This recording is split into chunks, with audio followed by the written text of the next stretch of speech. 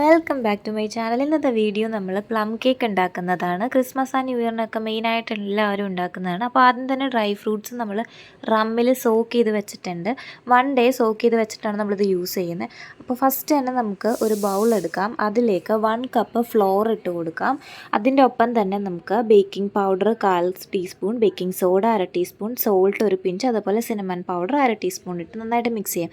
ഇതിലേക്ക് നമ്മൾ എടുത്ത് വെച്ചിരിക്കുന്ന ഡ്രൈ ഫ്രൂട്ട്സ് ആഡ് ചെയ്ത് കൊടുക്കുക. എന്നിട്ട് ഈ ഡ്രൈ ഇൻഗ്രീഡിയൻസ് എല്ലാം കൂടിയിട്ട് നന്നായിട്ട് ഈ ഡ്രൈ ഫ്രൂട്ട്സിൽ ഫോൾഡ് ചെയ്തെടുക്കാം. എന്നിട്ട് ഇത് നമ്മൾക്ക് സെപ്പറേറ്റ് മാറ്റി വെക്കാം. നന്നായിട്ട് ഫോൾഡ് ചെയ്യുക. ഡ്രൈ ഫ്രൂട്ട്സും ഫ്ലോറും നന്നായിട്ട് മിക്സ് ചെയ്യണം.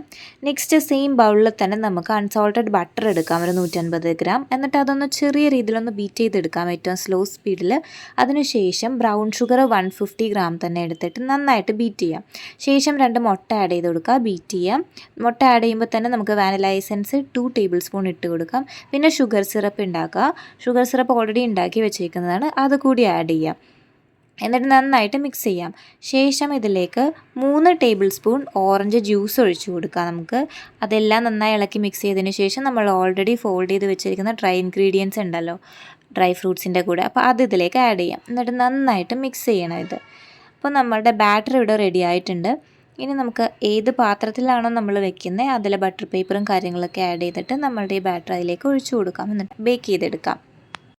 ബേക്ക് ചെയ്യുന്നതിന് മുമ്പ് നമ്മൾ ബാറ്റർ അതിലേക്ക് ഒഴിച്ചിട്ടൊന്ന് നന്നായിട്ട് അതൊന്ന് തട്ടി കൊടുക്കണം. കാരണം എല്ലാ സൈഡിലേക്കും ആ ഒരു ബാറ്റർ ഇറങ്ങിയിട്ടുണ്ടാണ്, അതിന് വേണ്ടിയിട്ടാണ്. അപ്പോൾ അതാ നമ്മൾ ബേക്ക് ചെയ്തെടുത്തേക്കുന്ന കേക്ക് റെഡി ആയിട്ടുണ്ട്. അപ്പോൾ ഇതാണ് നമ്മളുടെ കേക്ക്. ആദ്യം തന്നെ നമ്മൾ ആ ബട്ടർ പേപ്പറൊക്കെ ചൂടാറിയതിന് ശേഷം അത് മാറ്റി കൊടുക്കാം. അപ്പോൾ ഇന്നത്തെ വീഡിയോ ഇത്രയേ ഉള്ളൂ. വീഡിയോ ഇഷ്ടമെങ്കിൽ എല്ലാവരും ലൈക്ക് ചെയ്യുക, ഷെയർ ചെയ്യുക, സബ്സ്ക്രൈബ് ചെയ്യുക. അപ്പോൾ നമ്മളുടെ സോഫ്റ്റ് ആയിട്ടുള്ള പ്ലം കേക്ക് ഇവിടെ റെഡി ആയിട്ടുണ്ട്. അപ്പോൾ ഈ റെസിപ്പി എല്ലാവരും ട്രൈ ചെയ്ത് നോക്കാം. നെക്സ്റ്റ് വീഡിയോ കാണുന്നത് വരെ ബൈ.